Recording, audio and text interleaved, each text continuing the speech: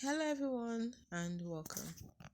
In this video I'm going to walk you through how to pay for Onlyfans with PayPal. It's important for you to note that Onlyfans does not directly accept PayPal's payment due to PayPal's terms of service.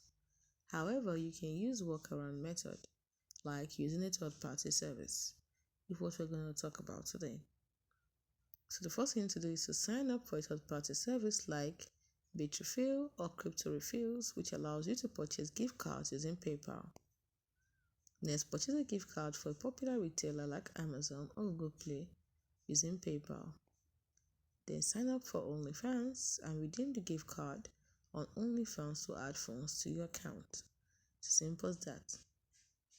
PayPal's terms of service prohibits the use of their services for adult content.